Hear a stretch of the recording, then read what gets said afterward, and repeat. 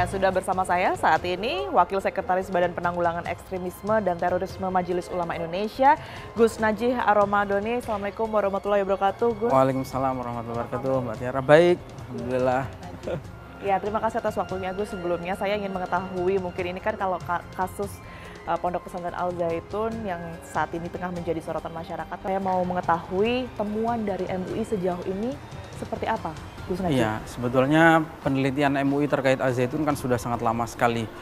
Dimulai dari tim yang dibentuk di tahun 2002, kemudian juga tim yang dibentuk di tahun ini, dan juga beberapa kali baik MUI pusat maupun MUI daerah melakukan penelitian terkait Al Zaitun gitu. Yang ya ada beberapa poin yang dihasilkan dari penelitian itu, dan kemudian juga ada beberapa rekomendasi yang disampaikan oleh MUI. Fakta yang ditemukan oleh MUI diantaranya adalah bahwa memang Al Zaitun terkait dengan NII. Ya, terkonfirmasi ya, artinya itu ya? Ya, sesuai dengan, apalagi dengan berjalannya waktu sekarang ya, artinya informasi itu semakin banyak. Itu kalau bahasa hadis itu mutawatir, sumbernya sudah sangat banyak sekali dari alumni-alumni, mantan pengelola Al Zaitun, mantan wali santri maupun dari alumni-alumni pesantren ya. Sejauh ini yang paling meyakinkan apa yang kemudian ini membuat MUI yakin sudah terkonfirmasi di dalam Al Zaitun ini ada NII dari kasus yang belakangan ini ya, Gus? Betul. Jadi memang kan kami menggali informasi dari banyak sekali pihak gitu. Baik dari pihak pendiri maupun orang-orang pemerintah gitu ya. Jadi memang dari sejak awal berdirinya pendirinya sendiri kan Panji Gumilang ini memang adalah seorang komandan NII KW 9 gitu, yang ditunjuk langsung oleh pimpinan NII pada saat itu, yaitu Adah Jailani. Jadi dari pendiri NII bernama Kertoswiryo, kemudian Daud Bereh, kemudian diwakilkan lagi ke Adah Jailani. Adah Jailani inilah yang menunjuk Panji Gumilang sebagai komandan NII. Dan sebetulnya Al Zaitun ini adalah program restrukturisasi NII sebetulnya, karena sejak tahun 1962 mereka gagal dalam melakukan upaya militer melawan negara Kesatuan Republik Indonesia. Mereka mengubah gerakannya menjadi gerakan sipil dengan membentuk beberapa organisasi, misalnya MIM, Masyarakat Indonesia Membangun, kemudian Yayasan Pesantren Indonesia YPI. Nah, YPI inilah yang akhirnya membawahi Al Zaitun. Sampai hari ini belum ada juga fatwa yang kemudian ini akan dikeluarkan oleh pihak MUI. Betul. Nanti kita akan lihat perkembangannya seperti apa. Kan sebetulnya fatwa ini tidak dikeluarkan, artinya masih ditahan juga karena mengharapkan perubahan baik dari Al Zaitun maupun dari Panji Gumilang sebetulnya gitu. Misalnya ya mereka membuka komunikasi, ataupun misalnya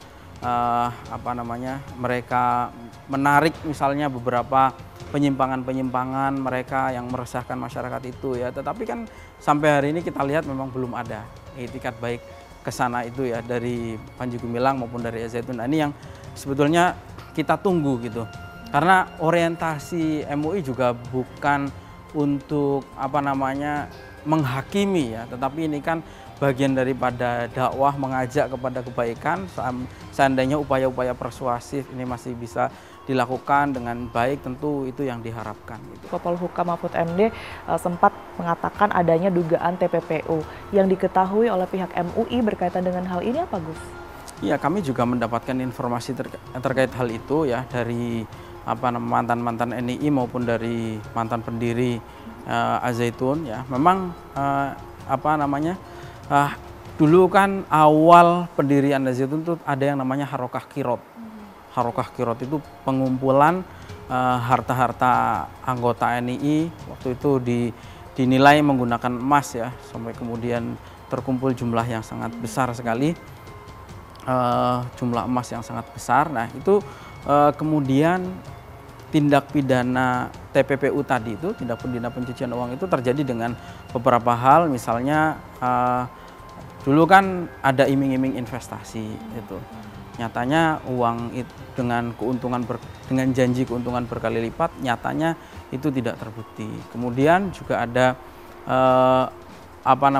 sumbangan yang seharusnya diperuntukkan untuk yayasan, nyatanya diperuntukkan untuk pribadi Panji Gumilang dan keluarganya gitu. Kemudian banyak hal saya kira termasuk ada penyerobotan tanah gitu. Kemarin yang demo di Al-Zaitun kan sebetulnya tidak ada kaitannya dengan NII, mereka hanya ingin tanah mereka itu dikembalikan gitu. Karena banyak sekali masyarakat yang ada yang tanahnya hanya di DP kemudian tidak pernah dibayar lagi dan seterusnya.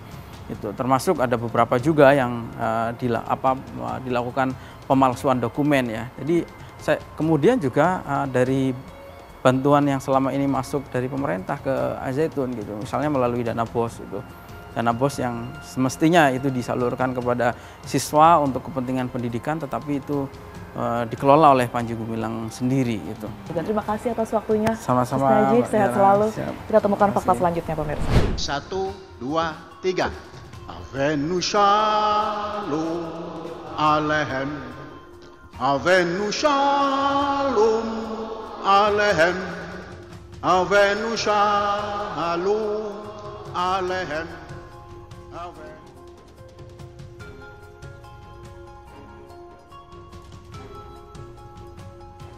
Replikan ada Kang Luki juga ya yang datang di sebuah acara di Pondok Pesantren Al-Zaitun begitu ya. Sebenarnya Kang itu penjelasan ataupun juga ceritanya seperti apa sih Kang?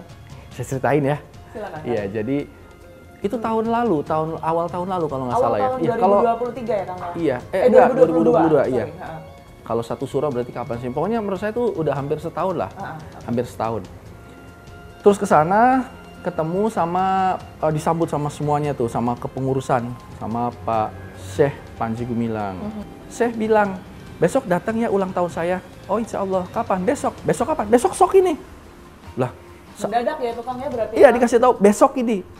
Ya sudahlah diundang. Mungkin jam berapa? Ya duhur lah, setelah duhur gitu. Kalau nggak salah ya, saya lupa setelah duhur kalau nggak salah. Ya sudah, saya pikir saya acara-acara dulu, pas sudah menjelang mendekati saya datang, saya bahkan pakainya lebih casual karena saya pikir acara ulang tahun kan. Betul. Saya pakai kemeja, saya gulung, pakai apa. Sampai sana ternyata tamunya banyak sekali.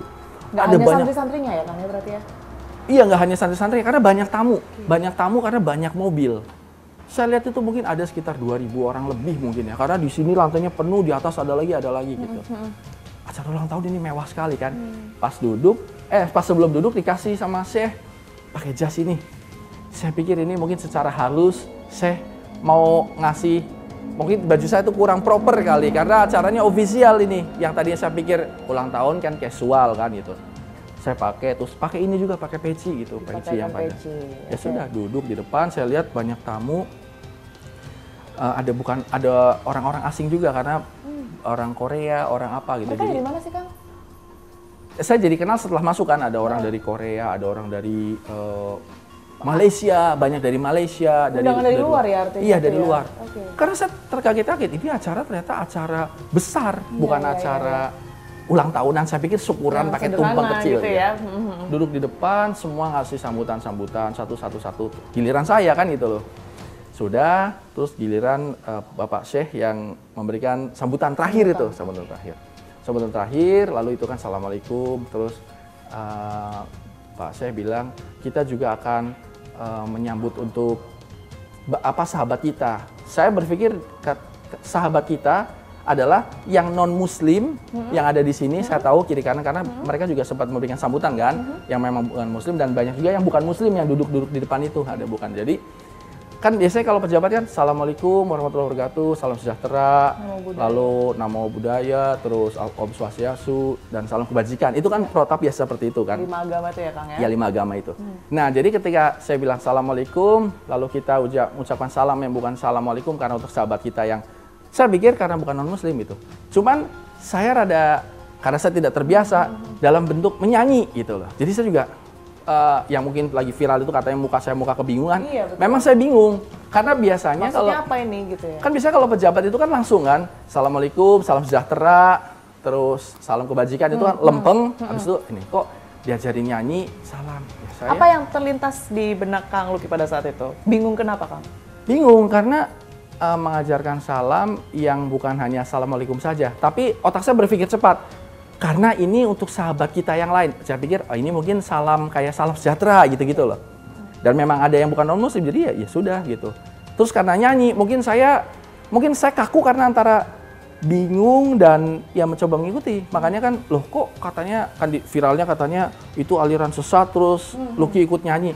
Konteksnya sebenarnya pada saat itu ya karena memang memberikan salam, saya bilang akan mengajarkan salam yang bukan assalamualaikum untuk sahabat kita.